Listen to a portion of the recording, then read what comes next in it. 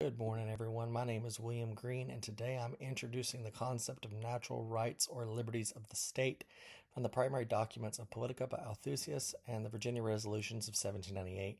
To start, I will address the concepts of freedom and liberty. While commonly seen as interchangeable, liberty and freedom in history had two different meanings. Liberty is derived from the Roman tradition, coming from the Latin word libertas, which involves a set definition of rights and corresponding duties. Therefore, liberty does not mean all good things in the absence of evils. The origins of what are considered negative liberties as defining elements of Western liberal tradition are found in the philosophy of Thomas Hobbes. Hobbes argued that if men were to be prevented from destroying one another and making social life a jungle or a wilderness, greater safeguards must be instituted to keep them in their places. He wished correspondingly to increase the area of centralized control and decrease that of the individual. Isaiah Berlin stated that liberty is not who governs me, but rather how far the government interferes with me. Berlin saw liberty's only defense as warding off the influence of coercion, which emphasizes that someone is made to do particular things or to restrain a man from living the life he wishes. And this state in which a man is not subject to the arbitrary will of others is individual or personal freedom. The term freedom emerged in northern European Germanic lands derived from the same word as neighbor, and classical freedom sees the individual as the master of himself because of rational self-government. Western ideology sees freedom as an equality of liberty that no one should be deprived of by others. It is assumed by the great mind of Locke that there ought to exist a certain minimum area of freedoms which cannot be violated. And if these freedoms are to be violated and cannot be protected by the government, then it is justified for those in government to be replaced, establishing Lockean social contract theory, which is one of the fundamental components of Western civilization. In order to discuss the liberties and freedoms in regards to the state level, we must now visit the works of Althusius. Althusius is a political philosopher in the Reformist tradition who built a systematic political philosophy of the Reformed experience, and he is best known for his contributions to the concept of Republican federalism. Althusius is commonly seen as a Christian humanist as he rejects the concepts of contemporary nominalism, which begot liberalism's ontological focus on the role of the individual, such as seen in Hobbes or Locke. In contrast, Althusius maintained a concept that politics were a form of a symbiotic relationship derived from principles of the Old Testament and the Germanic tradition of communitarianism, which he characterized as the art of associating men for the purpose of establishing, cultivating, and conserving social life among them. These symbiotes pledge themselves by explicit or tacit agreement to mutual communication of whatever is useful and necessary for the harmonious exercise of human life. Additionally, he provides a preliminary conceptualization of what would later be adapted into contract theory.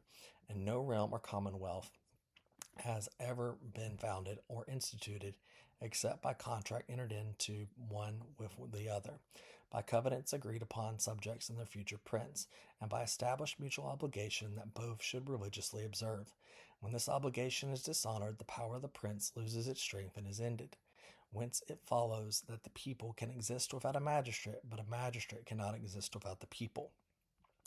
Althusius' symbiosis stands avant-garde, as no formal contract theory existed in the 13th century. However, it is derived from the concept that God did not give every gift to one person. Therefore, human beings are weak and dependent on others and must live together in communities. Jefferson would adapt Althusian political theory regarding state rights and nullification, which he first postulated in the Virginia Resolution of 1798 in response to the Alien and Sedition Acts. While Jefferson was a known advocate for the natural rights of individuals, he also believed in the natural rights of societies.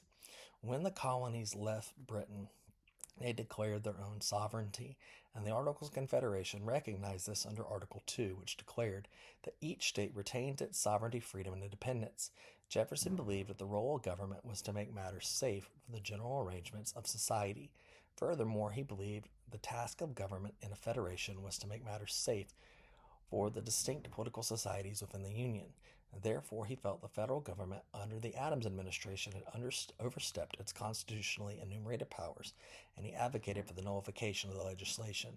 Taken directly from the Virginia Resolution, he wrote, "The powers of the federal government are resulting from the compact to which states are parties as limited by plain sense and intention of the instrument, constituting that compact as no further valid, they are authorized by the grants enumerated in that compact, and that in the case of not granted by said compact, the states who are parties hereto have the right and are in duty bound to interpose for arresting the progress of evil and for maintaining within their respective limits for the authorities' rights and liberties appertaining to them. Jefferson would double down his support of the issue during his first inaugural address when he said the 10th Amendment was the foundation of the Constitution and urged the support of state governments in all their rights. The theory of the Constitution that dominated throughout the antebellum period was the Constitution was a compact between sovereign states, creating a central government endowed only with the enumerated powers, and multiple states mentioned nullification and secession throughout the antebellum period.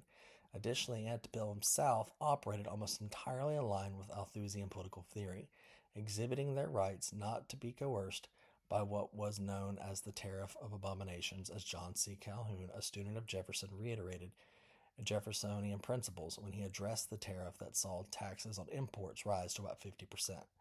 Calhoun almost quoted Jefferson verbatim when he would state that his doctrine of states' rights was derived from the people of several states forming one aggregate political community, that the Constitution of the United States is in fact a compact with which state is a party.